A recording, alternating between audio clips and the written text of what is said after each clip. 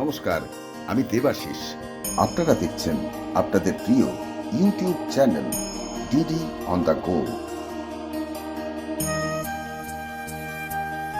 আজ আপনাদের নিয়ে যাব আসামের এক প্রান্তিক জেলা করিমগঞ্জে, যেখানে রয়েছে এশিয়ার দ্বিতীয় বৃহত্তম জলাশয় সনবিল।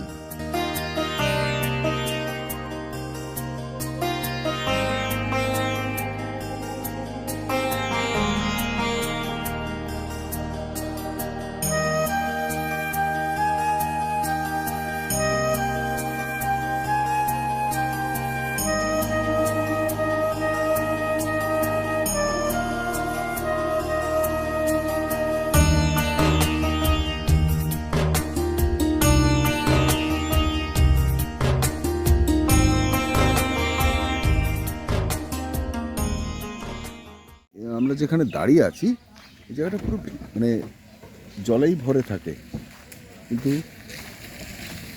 এখন তো জল দেখতেই পাচ্ছি না।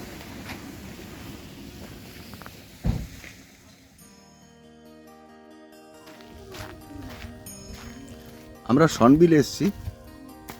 এবারে সনবিলের যেটা বরাবর যেটা হয়ে থাকে, পুরো এলাকা জলমগ্ন হয়ে থাকে, সেটা নেই। কারণ এই সময়ে জলটা কমে গেছে।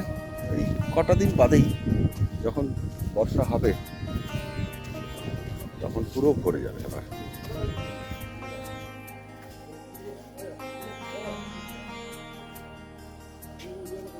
গাছটা দারুণ। গাছের প্রজাতি কি আমি জানি না, পোকায় খেয়ে আছে পাতাগুলো।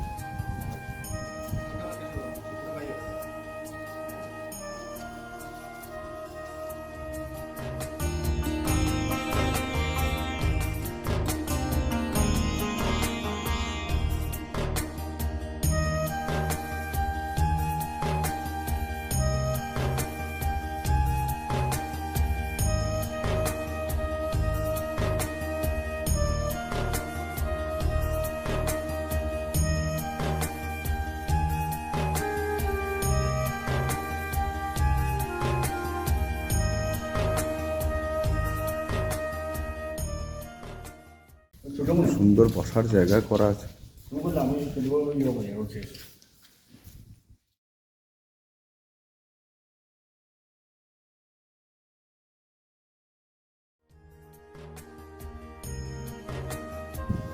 সনবিলে বেশ সৌন্দর্যায়নের যে ব্যাপারটা, সেটা কিন্তু কাজ করা হয়েছে। এইগুলো এই গোড়াগুলো যেটা দেখছেন এরকম ছড়িয়ে আছে বা ভেঙে আছে, কিছু করার নেই। কারণ এটা জলাশয় তো, যখন জল বেড়ে যায় তখন অটোমেটিক্যালি এগুলো ভেঙে যাওয়া খুব স্বাভাবিক। সুন্দর বিভিন্ন ধরনের গাছপালা লাগানো আছে।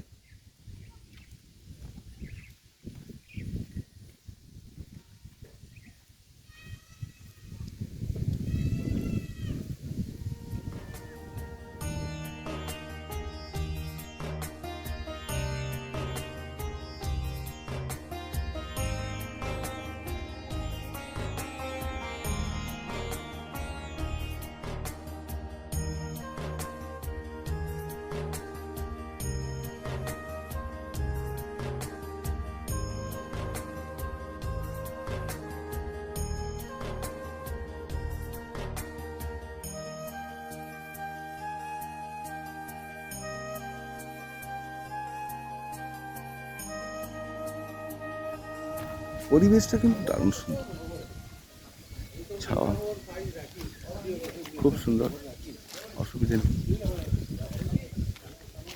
আহা, এখানে বসে ঘন্টার পর ঘন্টা কাটিয়ে দেওয়া যায়।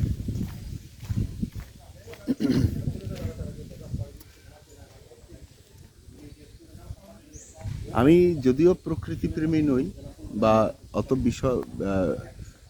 বিশদ আকারের বিষয়টা জানি না যে কোন গাছ কি ধরনের গাছ, কিন্তু দারুণ সুন্দর লাগছে, ভালো লাগছে। যখন সনবিল জেগে ওঠে তখন কিন্তু এগুলো জলের তলায় থাকে, এটা কিন্তু মাথায় রাখতে হবে। এখন আমরা দেখতে পাচ্ছি সৌভাগ্যবশত, কিন্তু অন্যান্য সময় ডুবেই থাকে জলের তলায়, শুধু মাথায় একদম ডগাগুলো দেখা যায়। অসাধারণ সুন্দর হাওয়া, দারুণ লাগছে, দুর্দান্ত লাগছে।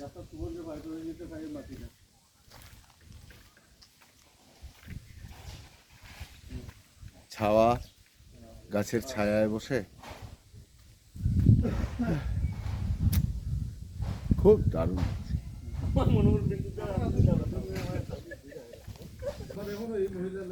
সনবিল, আমরা এখন রয়েছি সনবিলে। সনবিল যে কারণে প্রসিদ্ধ সেটা আমরা পাইনি, কোনো অসুবিধা নেই, কিন্তু আবহাওয়া সুন্দর, দারুণ সুন্দর। এই গাছগাছালির মধ্যে খুব দারুণ লাগছে। একটু বসলাম। আমি বলছিলাম না যে গাছগুলোর অ্যাকচুয়ালি প্রজাতি কী রকমের, মানে কী ধরনের গাছ আমি বিস্তারিত জানি না। তো হঠাৎ মনে হলো যে বাবুকে জিজ্ঞেস করে দেখি, কারণ এই বিষয়টায় ওর একটা ন্যাক আছে, ও বোঝে বা ভালোবাসে বিষয়টাকে। তো ভাবলাম, এ বাবু দাঁড়া, বাবু এ দাঁড়া দাঁড়া দাঁড়া এক মিনিট, বাবুকে জিজ্ঞেস করে দেখি বাবু কি বলছে। বলতো ভাই, এই গাছগুলো কি বিষয়? গাছগুলো দেখ, মূলত এখানে প্লান্টেশন করা গাছ নেই, এই গাছগুলো প্রাকৃতিকভাবে বেড়ে উঠেছে। আচ্ছা, মানে সে পাখি বিস্তার থেকে হোক, বন্যার জলে ভেসে যে বীজ থেকে গাছ হোক, ওইভাবেই বেড়েছে এগুলো। এই গাছগুলো আসলে ওই সুন্দরবন অঞ্চলে আছে না, আচ্ছা, ম্যানগ্রোভ, মানে ম্যানগ্রোভ, হ্যাঁ, সুন্দরবনের ম্যানগ্রোভ যেরকম, হ্যাঁ হ্যাঁ, আচ্ছা ওই প্রজাতিরই গাছ। আঞ্চলিকভাবে এটাকে হিজল গাছ বলা হয়। আচ্ছা, হিজল, হিজল গাছ, আচ্ছা আচ্ছা। ওইটাই পপুলার এখানে। অন্নদা শঙ্কর রায়ের কবিতায় আছে, অন্নদা শঙ্কর রায় আছে, জীবনানন্দ দাশের কবিতায় আছে। হ্যাঁ, তো সুতরাং মোটামুটি বাঙালি মানুষ মাত্রই সবাই ওইটা রিলেট করতে পারবে। আচ্ছা, এটা মূলত হিজল গাছ। আচ্ছা আচ্ছা। এটা প্রজাতিটা হচ্ছে ম্যানগ্রোভ প্রজাতির। ম্যানগ্রোভের সাধারণত শেকড়গুলো উপর দিকে থাকে, কারণ ওখানে জোয়ার ভাটার খেলা, সুন্দরবনে জোয়ার ভাটার খেলাটা খুব ফ্রিকোয়েন্ট হয়, খুব কাছাকাছি সময়ের মধ্যে এইগুলো হয়ে যায়। তা শিকড়গুলো উপর দিকে থাকে, তার কারণ ওই অক্সিজেন নেওয়ার ব্যাপারগুলো। আর এখানে এই শিকড়গুলো বেশিরভাগ নিচেও আছে, উপর দিকে আছে। যেগুলো আমরা দেখছি এখানে শাখা প্রশাখা এই যে বেরিয়ে আছে, যে এগুলো অনেক সময় শিকড়ের কাজ করে, এগুলো অনেক সময় শিকড়ের কাজ করে। কিন্তু পুরো যখন জলের তলায় পুরোটা ঢুকে যায়, বেশিরভাগ সময় তো জলের তলায় থাকে, তখন তার ওই পাতা দিয়ে তার সালোক সংশ্লেষণের যে কার্যক্রম ওটা চলতে থাকে। হয়তো তখন অক্সিজেনের পরিমাণটা একটু কম নেয় বেঁচে থাকার জন্য, কিন্তু আবার যখন বেড়ে উঠে, আবার যখন তার জীবনটা ফিরে আসে, তখন কিন্তু তার ওই পুরনো অভ্যেস মতো ইহা চলতে থাকে। এবার বছর পর বছর এইটাই চলে আসছে। এখানে এই গাছগুলো কম করেও না হয় অন্তত পক্ষে যতগুলো গাছ দেখছিস তুই, কম করেও 100 বছরের পুরনো। হ্যাঁ, কম করেও 100 বছরের বেশি, 100 বছরের পুরনো গাছ। বাহ, কোনোটা আবার বেশিও হতে পারে। আচ্ছা আচ্ছা, ঠিক আছে, এগুলো এটা কিন্তু আমার জানা ছিল না। তবে আমিও ভাবছিলাম যে তুই তো এটাকে আরেকটু ফিডব্যাক দিতে পারিস ইচ্ছে করলে। এই যে এখানকার স্থানীয় লোক রয়েছে, ওনাকে জিজ্ঞেস করে দেখতে পারিস এটা গাছগুলো কত বছরের পুরনো। আচ্ছা, এই দাদাকেই জিজ্ঞেস করি। কিন্তু এখানকার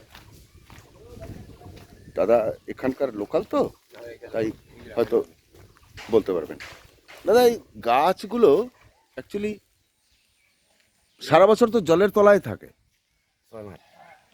6 মাস জলের তলে আর 6 মাস শুকনাত। 6 মাস তলে, 6 মাস 6 months under water হ্যাঁ, and 6 months above মানে water. বছরের 6 মাস জলের তলায় থাকে। থাকে, আচ্ছা 6 মাস শুকনাত থাকে।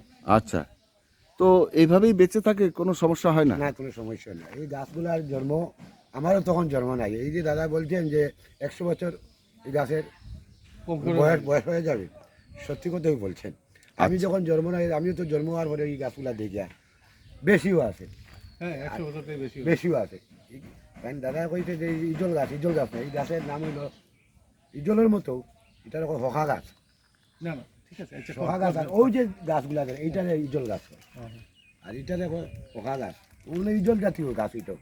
আচ্ছা, সবই এক জাতের এক জাতের। আসলে ওই আঞ্চলিক নামটা আঞ্চলিক নাম এখন আপনি এটা খোকা গাছ কইন আর এই যে পাহাড়ি রে জিগাইলে হে কব এটা পিটুম গাছ পিঠাম গাছ। হ্যাঁ তো ঠিক এরকম আছে, আপনার কথা ঠিক আছে। কিন্তু মূলত এটা হিজল প্রজাতি আছে হয়। প্রজাতিটা হিজল হ্যাঁ তো আমরা সুন্দরবন অঞ্চলে আসলে পশ্চিমবঙ্গের সুন্দরবন তো শুনছেন তো না সুন্দরবন অঞ্চলে কিন্তু এই গাছগুলা মানে অন্য রকমের গাছ খুব সরু সরু এগুলা শিকড় উপর দিকে থাকে কারণ এখানে জোয়ার ভাটা হয় তো খুব প্রচুর এই জলটা এখানে হয়। হ্যাঁ এখানে জোয়ার ভাটা যেটা এটা একবার হয় বা দুইবার হয় ও যখন মাটিগুলা, এটা তো এটা তো পুরো ডুবা পাইছে এটা জলের এই তলে শিকড়টা থাকে। খালি জোয়ারেও নিছে, হ্যাঁ। আবার যে উঠছে আবার বাড়ি বাড়ি মাটিটা খুঁজিয়ে নিছে। আমি ওই ব্রিজ দিয়া গেছি যখন তোর ওই যে সামনের গেট যেটা হ্যাঁ। গেট জলের তলে আছে এক বছর আগে ঠিক আছে, তো এটা জায়গা তো পুরো দেখা গেছে না সীমানা নাই এখন তো কিচ্ছু নাই জল এখন তো জল নাই। নাই কিছু নাই আমি এটা ভাবছি এই গাছের শিকড়গুলো দেখে বোঝা যায় যে এগুলো ম্যানগ্রোভ প্রজাতি টাইপের গাছ, শিকড়গুলো দেখলেই বোঝা যায়। যাই হোক দাদা, ধন্যবাদ, জানতে পারলাম বিষয়টা। আসলে সনবিল বিষয়ে আমাদের একটা অন্য রকমের ধারণা আছে, কিন্তু বোঝা গেল যে আসল বিষয়টা কি, গাছগুলো কিভাবে বেঁচে আছে এত বছর।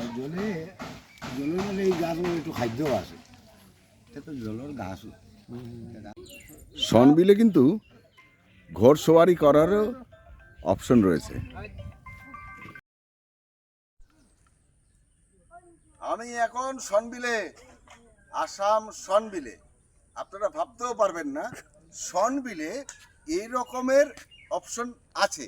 আপনারা যারা ট্যুরিস্ট, যারা আসাম দেখতে চান, ঘুরে বেড়াতে চান, আসুন আমার সনবিলে, আসুন আসামের সনবিলে আসুন। এই সব তৈরি হচ্ছে আস্তে আস্তে। এটা একটা দারুণ ট্যুরিস্ট স্পট হচ্ছে। আপনারা ভাবতেও পারবেন না এরকম একটা পরিবেশে কি আনন্দ করবেন, ঘোড়সওয়ারি করবেন, নৌকোয় চড়ে বেড়াবেন। এটা হচ্ছে সনবিল, আসাম সনবিলে। আমরা ওই সনবিল থেকে বেরোনোর সময় একটা ধাবা ছিল এখানে, সনবিল তন্দুরি ধাবা কাম রেস্টুরেন্ট। যাই হোক, এখানে আমরা ঢুকে খাবার খেয়ে বিশ্বাস করুন দারুণ লেগেছে। এই যে দাদা দারুণ করে আমাদেরকে খাইয়েছে। এত সুন্দর পরিষ্কার পরিচ্ছন্ন রান্না বান্না, কিচেন সব। আপনারাও কখনো এদিকে আসলে অবশ্যই এখানে আসবেন।